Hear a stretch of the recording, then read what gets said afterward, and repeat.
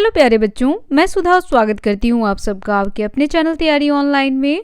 बच्चों, आज की वीडियो में हम कक्षा 10 के हिंदी पाठ्य पुस्तक क्षितिज भाग 2 का 5वां अध्याय, जिसमें 2 कविताएं दी गई हैं बच्चों, उत्साह और अट नहीं रहा है, जिसके लेखक हैं सूर्यकांत त्रिपाठी निराला जी।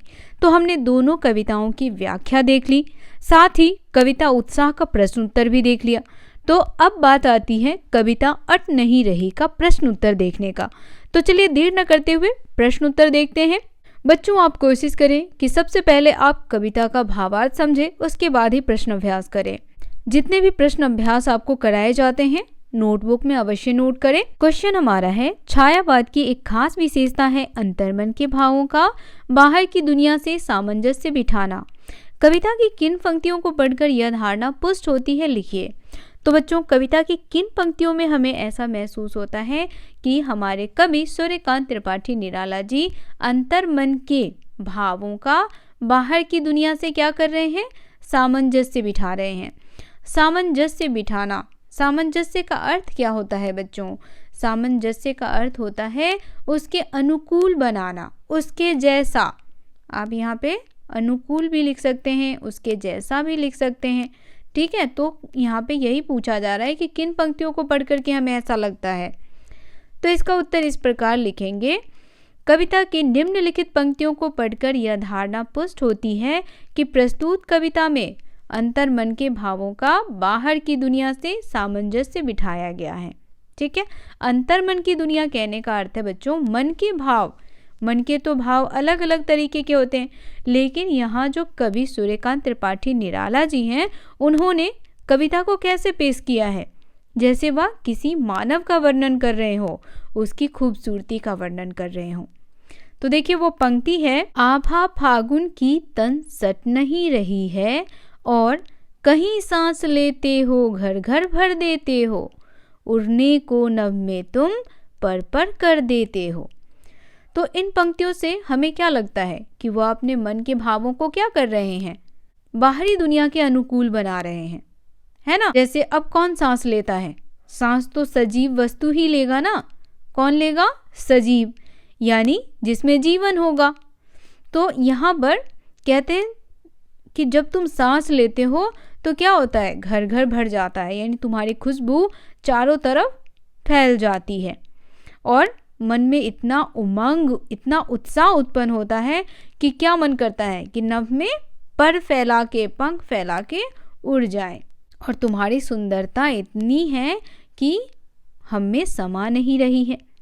तो इस प्रकार की जो पंक्तियां हैं कविता में, वह क्या कर रहा है, बाहरी दुनिया से सामंजस्य बिठा रहा है। और ये पंक्ति फागुन और मानव मन दोनों के लिए प्रयुक्त हुआ है बच्चों। ठीक है, यहाँ कवि ने कविता में मानवीयकरण का प्रयोग किया है। नेक्स्ट क्वेश्चन देखिए बच्चों, कवि की आंख फागुन की सुंदरता से क्यों नहीं हट रही? तो बच्चों, फागुन की सुंदरता कैसी होती है, बहुत ही मनमोहक होती है, उसमें से तो किसी की आंख ना हटे, है ना। जब हम बसंत ऋतु में कहीं घूमने जाते हैं तो हम क्या देखते हैं, चारों तरफ रंग बिरंगे फूल, जो क्यारियाँ होती हैं वह फूलों से लदी होती हैं। कहीं पे चंपा का फूल है, कहीं गेंदा का फूल है, कहीं गुलदाबदी का फूल है। तो इस तरह से रंग बिरंगे फूल जो हैं वह चारों तरफ नज़र आता है और हमारा मन क्या करता है कि हम उसे निहारते रहें, हम बैठ करके घंटों घंटों उसे देखते रहें, यही ना। तो यहाँ लेखक भी जो है वह फागुन की सुंदरता से अपनी दृष्टि नहीं हटा पा रहे हैं और इसीलिए कहते हैं कि फागुन की जो ये सुंदरता है वह हमारी आँखों से दूर नहीं हो रही, हमारी दृष्टि से ओझल नहीं हो रही। तो इसका उत्तर आप इस प्रकार लिखेंगे बच्चों, फागुन बहुत मतवाला, मस्त और शोभाशाली है, यानी उसमें बहुत सुंदरता है। फागुन के महीने में प्राकृतिक सौंदर्य अपने चरम पर होता है। तो हम लोग देखते हैं ना कि बसंत ऋतु में पेड़ पौधे पर बहुत ही सुंदर सुंदर फूल खिलते हैं और पेड़ पौधे की पत्तियां नई नई आती हैं तो उसमें बहुत ही चमक होती है। उसके बाद कहते हैं उसका रूप सौंदर्य रंग बिरंगे फूलों और हवाओं से प्रकट होता है। इसीलिए आंखें फागुन की सुंदरता में मंत्रमुग्ध हो जाती है, जो चाहकर भी बच्चों वहां से नहीं हटती। तो इसीलिए कवि की आंखें भी फागुन की सुंदरता से नहीं हट रही। फागुन यानी बसंत। नेक्स्ट क्वेश्चन है बच्चों, प्रस्तुत कविता में कवि ने प्रकृति की व्यापकता का वर्णन किन रूपों में किया है? अब प्रकृति की व्यापकता किन रूपों में उन्होंने बताया है, तो देखिए, कहते हैं कवि कि प्रकृति इतनी सुंदर है कि उसमें फागुन की जो ये सुंदरता है वह समा नहीं पा रही है। तो इसका उत्तर आप लिखेंगे, प्रस्तुत कविता अट नहीं रही है में कवि सूर्यकांत त्रिपाठी निराला जी ने फागुन के सर्वव्यापी सौंदर्य और मादक रूप के प्रभाव को दर्शाया है। फागुन का सौंदर्य असीम है, कवि ने उसे हर जगह छलकते हुए दिखाया है, जो घर घर में फैला हुआ है। अब जैसे फागुन के महीने यानी बसंत के महीने में क्या होता है बच्चों, हर जगह क्या नजर आता है? सुंदर सुंदर फूल नजर आता है, तो उसकी जो सुगंध है वह घरों में भर जाती है।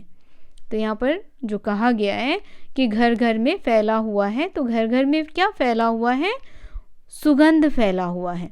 और बच्चों, कवि कविता की पंक्तियों में यह कहते भी हैं कि जब तुम सांस लेते हो तो क्या करते हो? घर घर भर देते हो, यानी तुम्हारी फूलों की जो खुशबू है वह चारों तरफ को क्या कर देती है? सुगंधित कर देती है ना। फूलों की शोभा की ओर यहाँ पे वो संकेत करते हैं, और मन में उठी खुशी की ओर भी कहते हैं कि इस सुंदरता को देख करके, खुशबू को सूंघ करके मन भी क्या हो जाता है? आनंदित, है ना। उड़ने को पर करना, ऐसी भी सांकेतिक प्रयोग जो पक्षियों की उड़ान पर लागू होता है और मन की उमंग पर भी। तो सौंदर्य से आंख न हट पाना भी उसके विस्तार का क्या है बच्चों? एक प्रकार है। नेक्स्ट क्वेश्चन है, फागुन में ऐसा क्या होता है जो बाकी ऋतुओं से भिन्न है? तो इसका आंसर तो आप लोग ऐसे ही लिख देंगे कि फागुन में क्या होता है बच्चों? फागुन में पेड़ पौधे सुंदर सुंदर फूल और पत्तियों से लद जाता है ना। पेड़ पौधे सुंदर सुंदर फूल और पत्तियों से लद जाते हैं, और उसकी सुगंध हवा के साथ चारों तरफ फैल जाती है। प्रकृति स्वच्छ और साफ दिखाई पड़ता है। तो इस तरह की सुंदरता फागुन के महीने में ही हमें देखने को मिलता है। और फागुन का जो ये महीना होता है बच्चों, इसमें ना तो अधिक गर्मी होती है और ना ही अधिक सर्दी होती है। तो ये महीना हमें इसलिए भी बहुत अच्छा लगता है। इस महीने में हम सब बहुत एंजॉय करते हैं, है ना। अब बताइए बच्चों कि फागुन के महीने में कौन कौन सा त्यौहार मनाया जाता है? कमेंट करके फटाफट बताएं।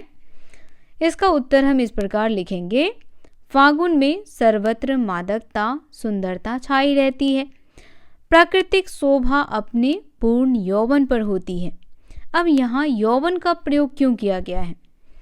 जब यौवन यानी वो अवस्था बच्चों जिसमें प्रकृति हो या इंसान, वह सबसे खूबसूरत दिखता है।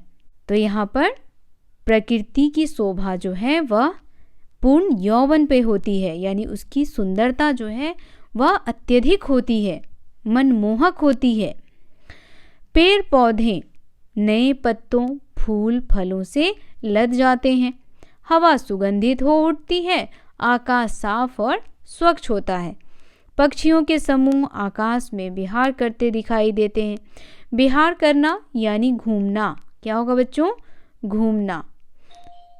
तो आकाश में घूमते दिखाई देते हैं कौन? पक्षियाँ, ठीक है। बाग बगीचों और पक्षियों में उल्लास भर जाता है। इस तरह फागुन का सौंदर्य बाकी ऋतुओं से भिन्न है। सबसे अलग सबसे सुंदर कौन सा मौसम है बच्चों? वसंत ऋतु। इस ऋतु में हम सभी बहुत एंजॉय करते हैं, है ना।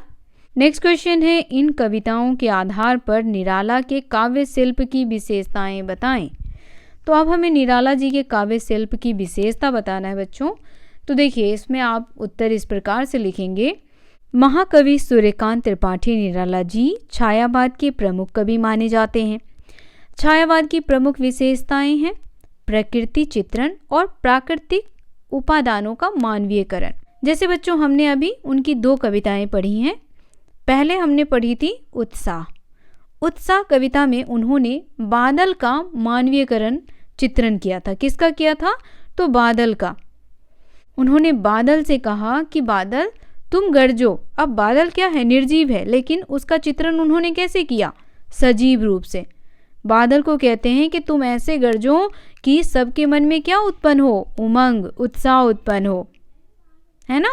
और कहते हैं कि जब तुम्हारी बूंदें पृथ्वी पर गिरती हैं तो क्या होता है? एक जीवन का निर्माण होता है। और पृथ्वी जो तप्त और गर्म रहती है वह तुम्हारे जल से ही शीतलता प्राप्त करती है। तो इस प्रकार का वर्णन उन्होंने उत्साह कविता में किया है, जिसमें बादल को वो मानवीय रूप से क्या करते हैं? प्रदर्शित करते हैं, यानी मानवीयकरण के रूप में बतलाते हैं। और दूसरी कविता हमने पढ़ी अट नहीं रही है, जिसमें वह किसका वर्णन कर रहे हैं बच्चों? फटाफट कमेंट करके बताएं कि अट नहीं रही है कविता में कवि ने किसका वर्णन किया है। तो बच्चों अट नहीं रही है कविता में कवि ने वसंत ऋतु का वर्णन किया है। और इसका वर्णन भी वो कैसे करते हैं? मानव की तरह, जैसे कोई मानव की सुंदरता का बखान कर रहा हो, वैसे ही इसमें उन्होंने मानवीयकरण किया है। तो देखिए इसका उत्तर लिखेंगे। उत्साह और अट नहीं रही है दोनों ही कविताओं में प्राकृतिक उपादानों का चित्रण और मानवीयकरण हुआ है।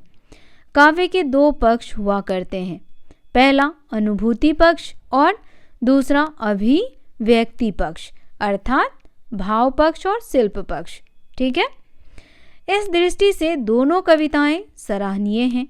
छायावाद की अन्य विशेषताएं जैसे गीयता कहने का अर्थ है बच्चों गा करके जो भी चीज़ें बताई जाती है। प्रवाहमयता कविता में क्या है? कविता में एक लय है। जब हम पढ़ते हैं कि अट नहीं रही है, क्या अट नहीं रही है? आभा फागुन की तन सट नहीं रही है, कहीं सांस लेती है घर घर भर देती है ना। तो इस प्रकार से कविता में क्या है? प्रवाहमयता। उसके बाद अलंकार योजना है, संगीतात्मकता आदि भी विद्यमान है। जब आप इसको पढ़ेंगे लयबद्ध तरीके से तब आपको ये सारे गुण उसमें मिलेंगे। निराला जी की भाषा एक और संस्कृत निष्ठ है, सामासिक है और अलंकारिक है, तो वहीं दूसरी ओर क्या है बच्चों? ठेठ और ग्रामीण शब्दों का प्रयोग भी दिखता है। आतुकांत शैली में रचित कविताओं में क्रांति का स्वर है, मादकता एवं मोहकता भरी है, भाषा सरल सहज और सुबोध और प्रवाहमयी है। तो बच्चों इस प्रकार की भाषा का प्रयोग कवि अपनी कविताओं में करते हैं ताकि उसे आसानी से समझा जा सके। ठीक है, नेक्स्ट क्वेश्चन है रचना और अभिव्यक्ति। तो देखिए नेक्स्ट क्वेश्चन बच्चों रिलेटेड है रचना और अभिव्यक्ति से। तो देखिए क्वेश्चन क्या है? क्वेश्चन हमारा है होली के आसपास प्रकृति में जो परिवर्तन दिखाई देते हैं उन्हें लिखिए। तो बच्चों इसका आंसर आप स्वयं लिखें, क्योंकि होली के समय में आपको जो भी दिखाई देता हो प्रकृति में आप उसका वर्णन करें। अब देखिए आप इसमें लिख सकते हैं कि होली का त्यौहार फागुन माह में आता है, यानी वसंत ऋतु में आता है। इस समय चारों ओर मादक हवाएं चलती हैं, है ना। होली के समय चारों तरफ का वातावरण रंगों से भरा होता है। एक तो हम जो रंग इस्तेमाल करते हैं होली खेलने में वो, और दूसरा चारों तरफ रंग बिरंगे फूल खिले होते हैं, है ना। चारों ओर रंग ही रंग बिखरे होते हैं। प्रकृति भी उस समय रंगों से वंचित नहीं रह पाती। अब यहाँ प्रकृति रंगों से वंचित नहीं रह पाती कहने का क्या अर्थ है? अब हम लोग तो रंग खेलते ही हैं, तो हम उसमें किसका प्रयोग करते हैं? रंग का प्रयोग करते हैं, गुलाल का प्रयोग करते हैं। लेकिन यहाँ लिखा गया है कि प्रकृति भी क्या है? वह भी रंगों से वंचित नहीं रहती। तो वो किस रंगों से वंचित नहीं रहती है? तो देखिए वह जो प्रकृति में खिले हुए फूल होते हैं, रंग बिरंगे फूल होते हैं, उन रंगों से वंचित नहीं हो पाती है। तो यहाँ पर इसकी बात कही गई है कि प्रकृति भी रंग बिरंगे फूलों से वंचित नहीं रह पाती है, यानी रंगों से वंचित नहीं रह पाती है। चारों तरफ कहीं देखिए लाल, कहीं पीला, कहीं हरा, कहीं नीला। तो इस प्रकार के फूल जो हैं वो आपको चारों तरफ देखने को मिल जाएगा दोस्तों, चारों तरफ देखने को मिल जाएगा बच्चों, है ना। तो प्रकृति भी किससे वंचित नहीं रह पाती है? रंगों से। प्रकृति के हरे भरे वृक्ष तथा रंग बिरंगे फूल होली के महत्व को और अधिक बढ़ा देते हैं। फूलों से युक्त वृक्ष चारों ओर मंद सुगंध बिखेर देते हैं। लोगों के मन उमंग और आनंद से भर जाता है। जब हम इन सारी चीज़ों को देखते हैं तो हमारा मन किससे भर जाता है? आनंद और उमंग से। ठीक है, तो इस प्रकार से आप सभी प्रश्नों को अपनी नोटबुक में नोट करें और चीज़ों को समझने की कोशिश करें बच्चों। जब आप प्रश्नों को समझेंगे तभी उसके आंसर आराम से लिख सकते हैं, आसान शब्दों में लिख सकते हैं। ज़रूरी नहीं है बच्चों कि प्रश्नों के उत्तर वही होने चाहिए जो शिक्षक हमें लिखाते हैं। अगर आप प्रश्न को अच्छे से समझ लेते हो और उसका वर्णन आप अपने तरीके से करते हो, है ना, चीज़ों को समझ के, तो वो आंसर आपका ऑलवेज करेक्ट होगा। ठीक है, तो आज का ये वीडियो यहीं समाप्त करते हैं। यदि आपका कोई प्रश्न या सुझाव हो तो आप अपना प्रश्न और सुझाव हमें कमेंट में अवश्य लिख करके बताएं। वीडियो पसंद आ रहा हो बच्चों तो इसे लाइक करना और शेयर करना बिल्कुल ना भूलें। साथ ही आप इस चैनल को सब्सक्राइब कर लें ताकि इसी प्रकार की वीडियोज़ आपको मिलते रहें। मिलते हैं आपसे अगले अध्याय में, तब तक के लिए आप सभी का धन्यवाद।